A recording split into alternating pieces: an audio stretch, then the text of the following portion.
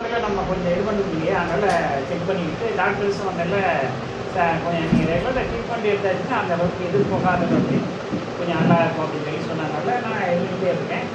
ஒரு சுகர் பார்த்தீங்கன்னா எனக்கு மார்ச் 12 எல்லாம் பார்த்தீங்கன்னா 450, மார்ச்சிங்கில் 240, சாப்பிட்ட பிறகு வந்து 450 அந்த மாதிரி சுகர் வந்து அதிகமாக திடீர்னு நான் இதாக இருந்துச்சு அப்படியே நான் ரைஸ் ஆகிடுச்சு இப்போ அதிகத்து. அதுக்கு இதாகன்னு சொல்லி அப்புறம் என்ன பண்ணேன், கிரியாட்டின் லெவலும் குறைய மாட்டேங்குது. ஒரு 2 வருஷமாக அந்த டாக்டர் சிவகுமார் எப்படின்ட்டு நான் ட்ரீட்மெண்ட் எடுத்துக்கிட்டேன். கிரியாட்டின் லெவல் வந்து கொஞ்சம் ரைஸ் ஆகிட்டே போகுது. நான் அவரை சொல்லுவார், சார் 6 பாயிண்ட் மேலே போயிட்டு டயபிட்டிஸ் பண்ணிடுவேன் பார்த்துக்கோங்க அப்படின்ட்டு இருப்பார், பயங்காட்டுவது தவிர கிரியாட்டின் லெவல் குறையிறதுக்கு என்ன வாய்ப்புகள் அப்படின்னு கேட்டாச்சுன்னா, சார் கிரியாட்டின் லெவல் குறையிறதுக்கு ஏதாவது சொல்லுங்கள், அது ஏதாவது அப்படின்னா அது ஒரு 5 காரணம் இருக்குது, நீங்கள் இதெல்லாம் நீங்கள் இவனுக்குலாம் அப்படின்னு பார்த்து சொல்லுவார். அந்த ஃபேக்ட் வந்து நீங்கள் இந்த மாதிரி சொல்லுங்கள் உங்களுக்கு கியூராங்கிற அந்த இதில் வந்து சொல்ல மாட்டேங்க. அது நம்ம இதே சொல்லக்கூடாது, முறையாக சொல்லக்கூடாது, வேறையும் சொல்லக்கூடாது, டாக்டர் குறையும் சொல்லக்கூடாது. ஆமாம், குறையும் சொல்லக்கூடாது. ஆமாம், அதுக்கு காரணம் டாக்டர் அப்புறம் திருப்பி நம்ம எனக்கு இது பண்ணுறாங்க, எனக்கு ட்ரீட்மெண்ட் வேறு ஏதாவது மாற்றி கொடுத்துருக்கூடாது.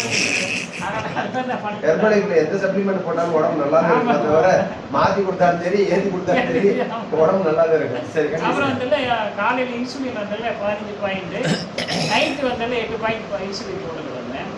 அப்புறம் மார்ச் 20 வந்து நம்ம ஃபுட்டு ஸ்டார்ட் பண்ண போகிறோம். நம்ம அதில் நான் மெடிக்கல் டிபார்ட்மெண்ட்டில் சீஃப் அக்கௌண்டன்ட் சந்தையில் டிஎம்எஸ்ஸில் நம்ம ஃப்ரெண்டு வந்ததில் ராம்நாத் அங்கே வேலை வெங்கடேஷ் சார் வந்ததில் நீங்கள் இந்த மாதிரி ட்ரீட்மெண்ட் இது பண்ணுங்கள் சார், கொஞ்சம் நம்ம இதில் வந்து கொஞ்சம் ஹெல்த் ஆரோக்கியமாக கொஞ்சம் நல்லா இருக்கும் அப்படின்னு சொன்னதுனால மார்ச் 20 நம்ம ஃபுட்டை ஸ்டார்ட் பண்ண போகிறது. இப்போ ஸ்டார்ட் பண்ணி இதில் பார்த்தீங்கன்னா ஒரு 1.5 months பார்த்தீங்கன்னா அப்படி இதுலேருந்து நமக்கு இதில் இன்சுலின்லேருந்து வெளியில் வருது.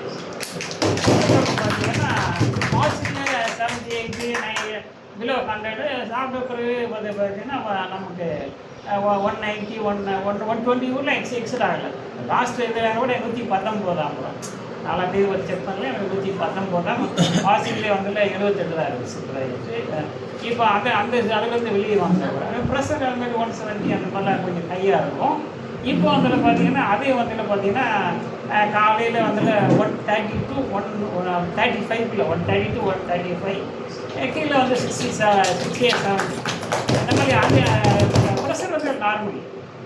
அதே மாதிரி இது ஹீமோகுளோபின் இது பார்த்தீங்கன்னா HbA1c 9.9 இருந்துச்சு எனக்கு. அந்த டைம் ஆஃப் என்ட்ரிங் டு நம்ம ஹெர்பல் எக்ஸ்போர்ட் இது பண்ணும்போது 9.9 இல்லை HbA1c 3 மாதத்தோட ஆவரேஜ், 3 months ஆவரேஜ் அது பார்த்தீங்கன்னா 590 வந்துடுச்சு.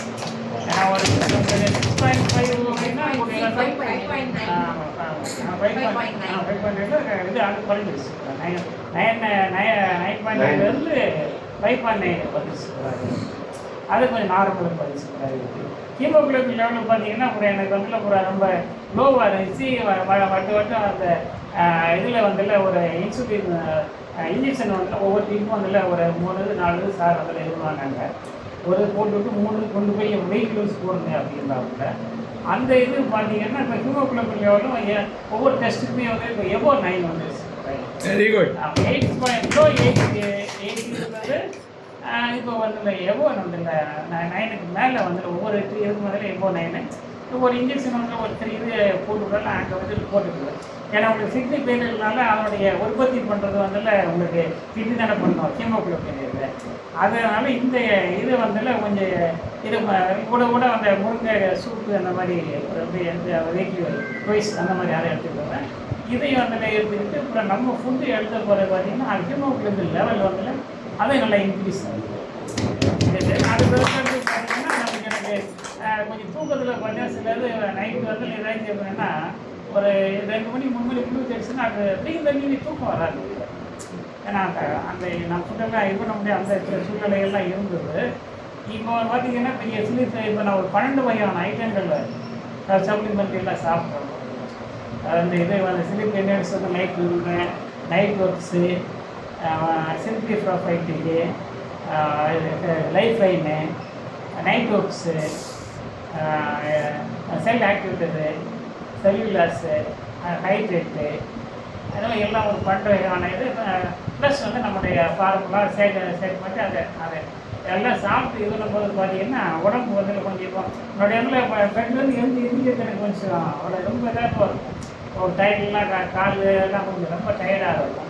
இப்போ பார்த்தீங்கன்னா டக்குன்னு நினச்சாலும் டக்குன்னு எந்திரிச்சிடும்.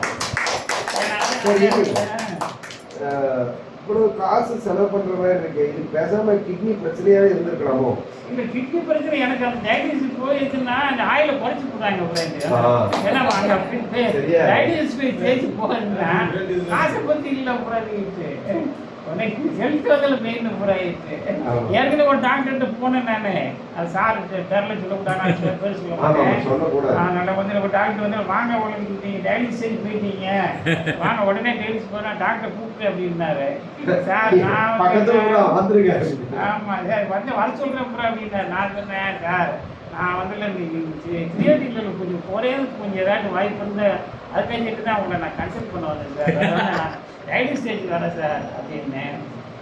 எனக்கு அந்த மாதிரி சிம்டம்ஸ் வந்து எனக்கு அந்த யூரின் லெவலும் பார்த்தீங்கன்னா 1.6 to 2 liters அதெல்லாம் கொஞ்சம். ஆனால் இது வந்து இஜிஎஃப்ஆர்ல வந்து கம்மியாக தான் இருக்கு. அந்த லெவலுக்கு எனக்கே தெரியாது. நீங்க அதெல்லாம் செக் பண்ணும்போது 2022 இந்த 2-3 வருஷத்துல ரொம்ப விஷயங்களை கத்துக்கிட்டாரு கிட்னி சம்பந்தமா. ஆமா, அன்னைக்கு கிட்னியை பத்தி செஷன் எடுத்தாங்கல்ல, எப்படி இருந்துச்சு? நீங்க நம்ம தப்பிச்சிட்டோம்னு தோணுதா இல்லையா?